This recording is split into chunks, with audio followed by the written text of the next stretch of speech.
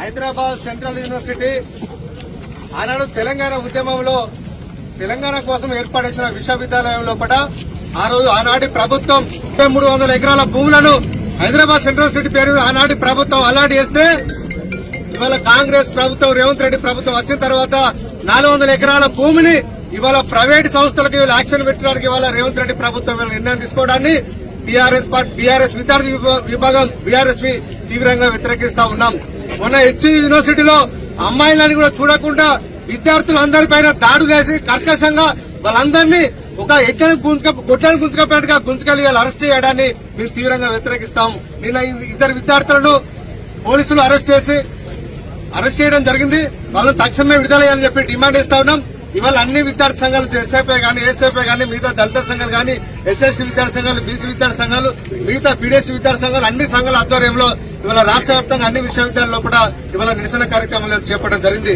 ఎందుకంటే ఎన్నికల ముందు రేవంత్ రెడ్డి గారు చెప్పారు, మా ప్రభుత్వం అధికారంలోకి వస్తే ఉంటే భూమి కూడా అమ్మాం, ప్రభుత్వాన్ని నడిపిస్తాం తప్ప భవిష్యత్ తరాల కోసం భూములు అమ్మాల్సిన అవసరం లేదని చెప్పి ఆనాడు మాట్లాడిన రేవంత్ రెడ్డి గారు ఇవాళ అధికారంలోకి వచ్చిన తర్వాత ఇవాళ 400 ఎకరాల భూమిని ఎట్లా అమ్మాలని చెప్పి చూస్తున్నామని చెప్పి ఇవాళ మేము ప్రశ్నిస్తా ఉన్నాం.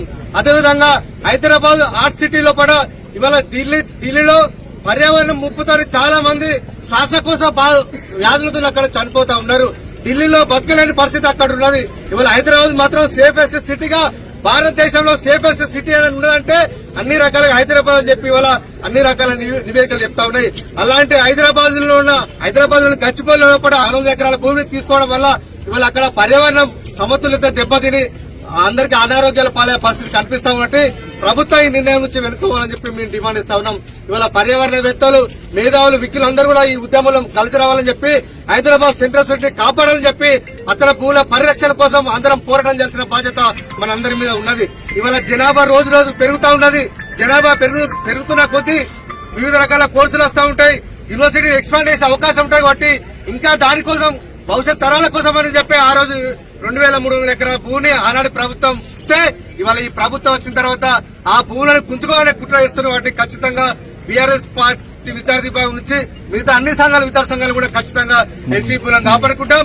ఈ రాష్ట్రంలోని ఏ యూనివర్సిటీ భూములను కూడా గుంజుకోవాలని చెప్పి రాష్ట్ర ప్రభుత్వం చూసుకున్నా కూడా ఖచ్చితంగా మేము వ్యతిరేకిస్తాం. ప్రాణాలకు తెగించానే సరే ఆనాడు తెలంగాణ కోసం అయితే ఏ విధంగా మేము కొట్లాడిమో ఇవాళ విశ్వవిద్యాలయం భూముల కోసం పరిరక్షణ కోసం కూడా ఇవాళ మా బీఆర్ఎస్ శాతంలో మేము పోరాటం చేస్తామని చెప్పి ఈ సందర్భంగా తెలియజేస్తూ జై తెలంగాణ.